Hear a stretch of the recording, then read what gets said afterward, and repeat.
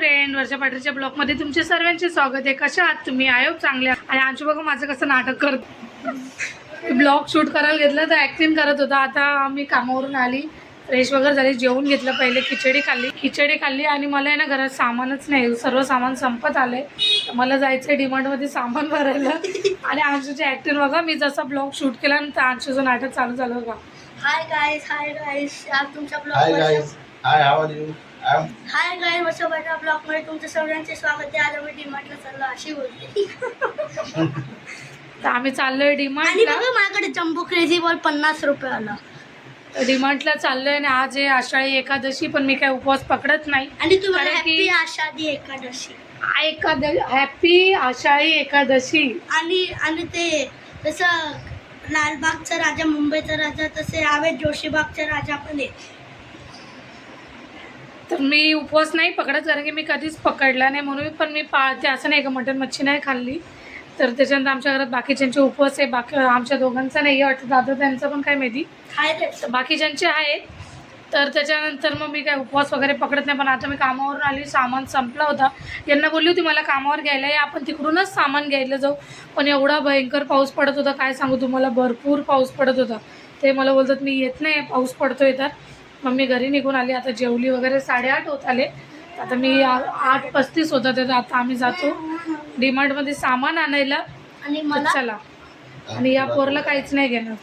कुठं काय नाही घेणार. हो कसं करतो कुठं जाणार सांग नाही, डीमार्टला नाही जाणार नाही. आम्ही चाललो होतो डीमार्टला, पण यांनी याचा प्लॅन चेंज केला माहिती तुम्हाला. फक्त हा आणि मी डीमार्टला जाणार होतो, यांना आम्ही नेणार नव्हतो ह्या माणसाला. पण त्याने काय केलं, माझ्या बहिणीचा फोन आला, तिने मोबाईल घेतला वाटतं नवीन. तर तिने फोन केला, अंशू मी नवीन फोन घेतला बघ, माझा फोन बघायला ये.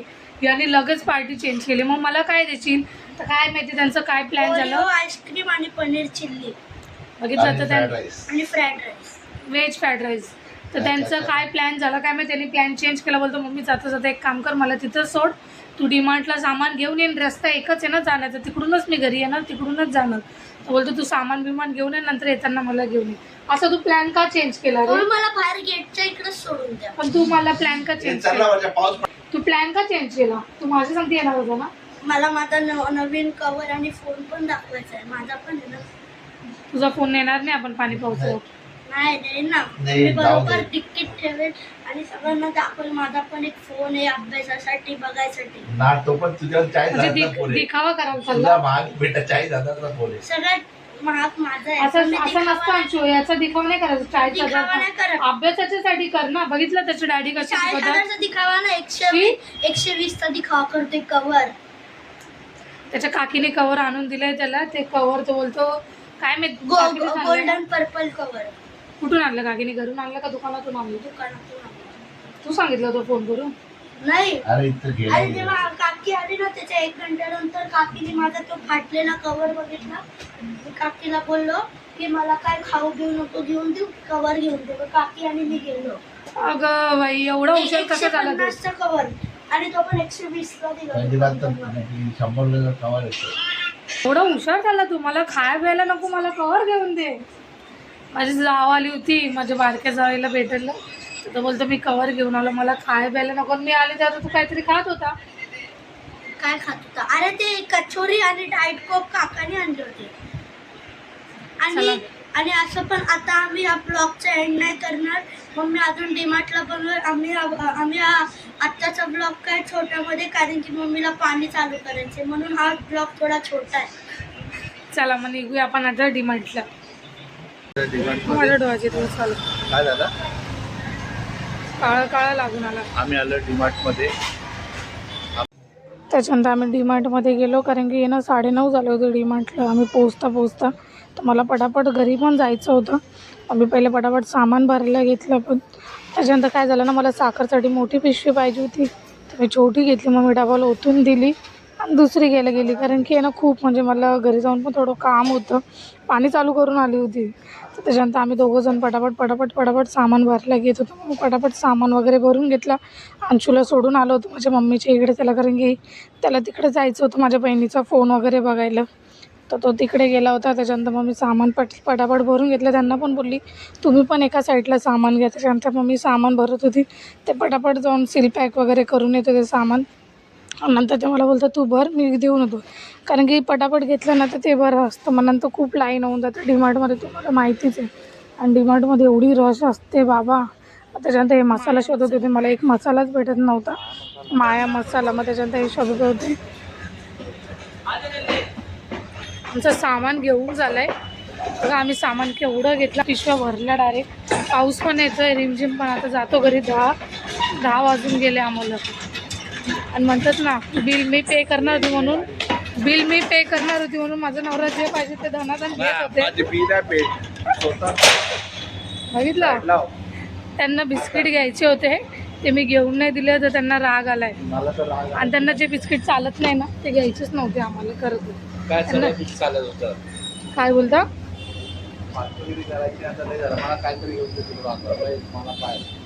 चला घरी जाऊन भेटतो आता. Hi friend, good morning. रात्री सामान आणला, भरलाच नव्हतं कारण की ठेवून दिलं, एवढा उशीर झाला. त्याच्यानंतर रात्री मला कपडे वगैरे पण धुवायचे होते. तर मग त्याच्यानंतर लय उशीर झाला. मग मी काही भरलंच नाही. तो सामान तसंच ठेवून दिला. तो सामान आता पहिले भरून घेते कारण की आहे ना खूप उशीर होऊन जातो. मग नंतर धावपळ जाऊ दे. मी काही सामान भरलाच नव्हता. आणि या बिस्किटमुळं माहिती तुम्हाला माझं नुकसानचं भांडण लागलं. ते बोलतात हे बिस्किट घेऊ नको, मला हे बिस्किट आवडत नाही, दुसरं काहीतरी घे. त्यांना बोलले नको, तोच बिस्किट घेणार आहे. तर त्यांचं माझं काही वळडावळ झालं. डाळ, अख्खी मसूर, जिरा, तेल, पोहे, शेंगदाणे, चवळी, साबण, तेच आपलं रोजचं लागणारं सामान. हिंग, कपडे धुवायचे साबण,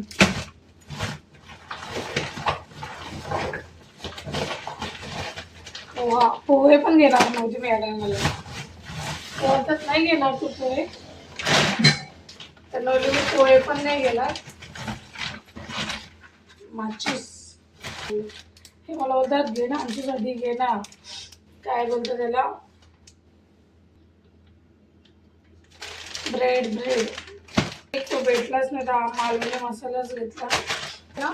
त्याला मला एवढंच आणलं मी, माहिती आहे तुम्हाला. कारण की आहे ना मी मध्ये त्याला 300, 400 रुपयाचे काय बोलतात त्याला चॉकोचे पॅकेट आणते ना. तो काय करतो माहिती आहे तुम्हाला, दिवसभर तेच खात बसतो.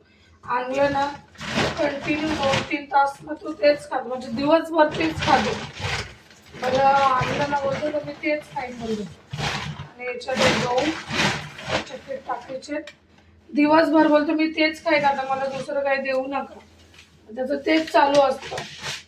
आपण बोललो ना नको हे खाऊ नको, मला छोटंसं पॅकेट आणलं, एक दिवस खायला संपून टाकायला झालं. त्याच्यानंतर हे देवाचं तेल,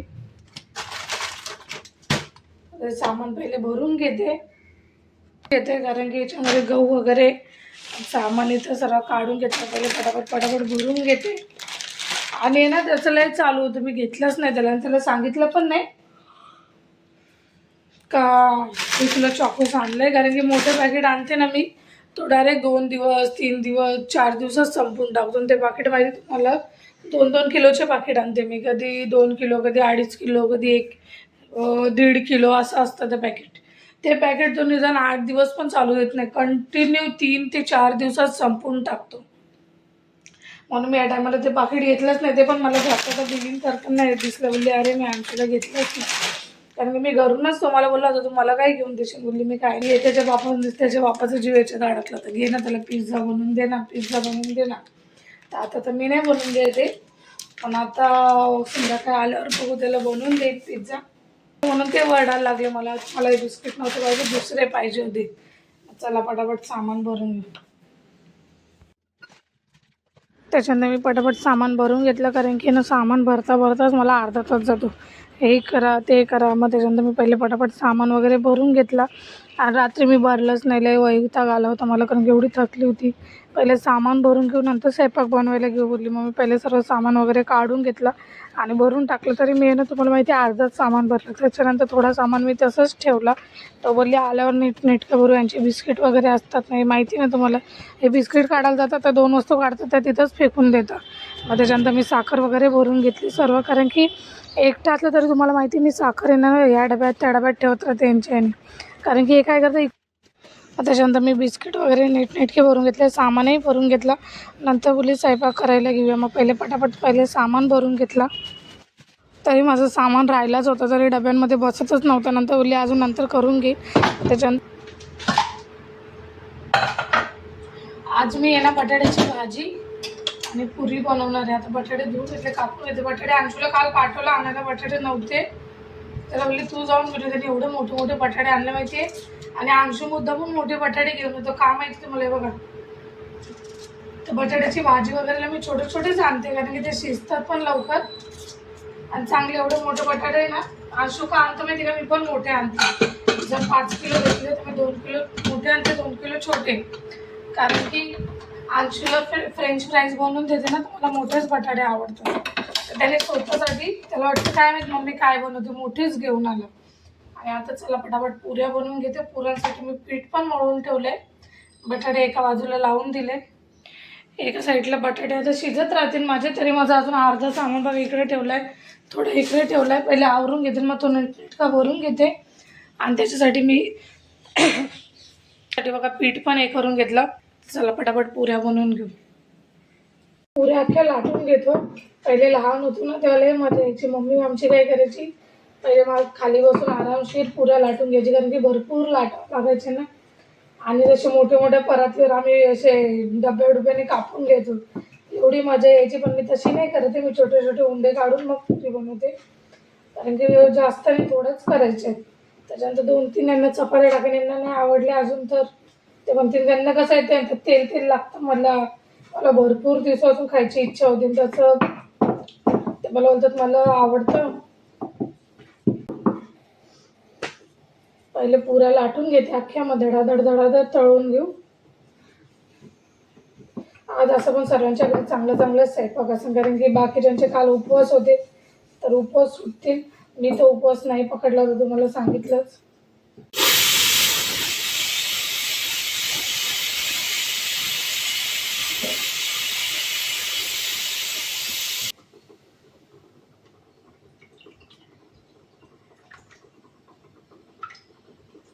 तेल तापायला ठेवलं. आता चला पटापट पुऱ्या करून घेऊ.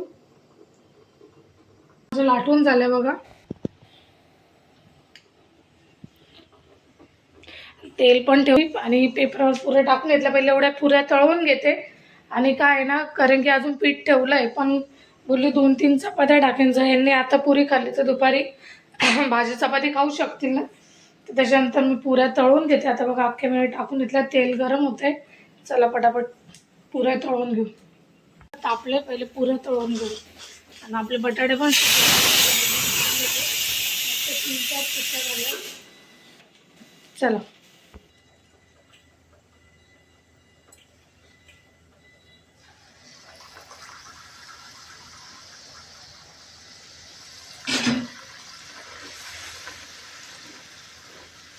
पुरी बघा आपली कशी मस्त फुगली आहे. आणि तुम्हाला एक माहिती आहे, माझ्या पुऱ्या आहे ना कधीच अशा बिना फुगे राहत नाही. माझी मम्मी पहिलेच म्हणायची, मम्मी म्हणायची माझी तुझ्या हाताच्या पुऱ्या लय नरम पण राहतात.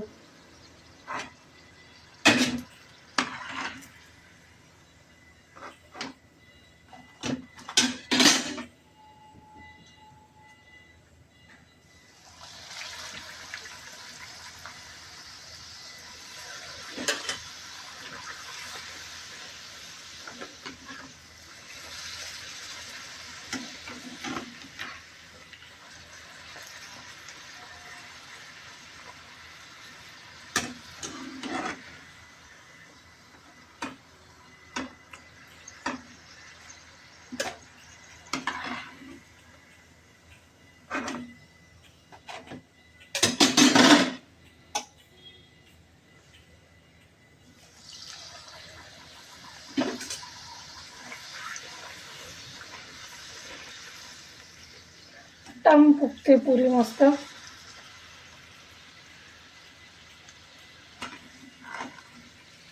ना पुऱ्या किती मस्त टमटम फुगतात हे बघा.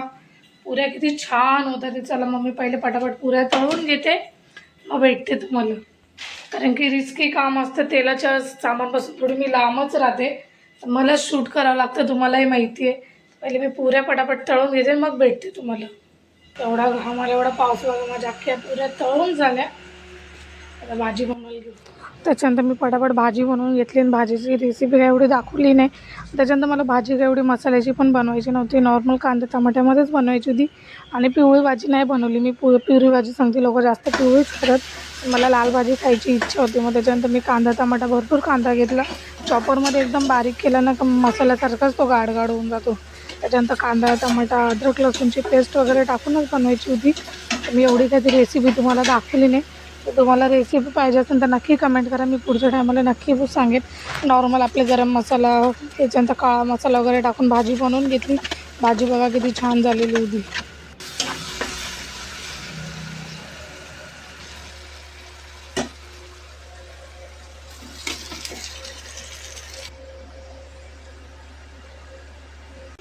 त्याच्यानंतर माझा पसारा बघा केवढा होता. अख्खं किचन घाण झालं होतं. मग पहिले ते आवरून घेतलं. झाले मी निघाली कामावर. त्याच्यानंतर पाणीच नव्हतं आम्हाला. आज 10च मिनटं पाणी आलं. पाण्याचा एवढा वैताग नव्हते. रात्री पण पाणी आम्हाला आलं नाही. आत्ता पण पाणी 10 मिनटंच आलं. आता मी निघते कामावर. आता थोडीशी रेडी होते निघते. आणि या लोकांचं चालू आहे आज संडे तर आराम. बघितलं सकाळी उठल्या हातात मोबाईल. आणि आज संडे तर आरामशीर दोघंजण उठतील. कधी नाश्ता करशील? चॉकच काय. ठीक आहे चॉकच काय. चला मग भेटू तुम्हाला नवीन ब्लॉगमध्ये. तोपर्यंत बाय बाय.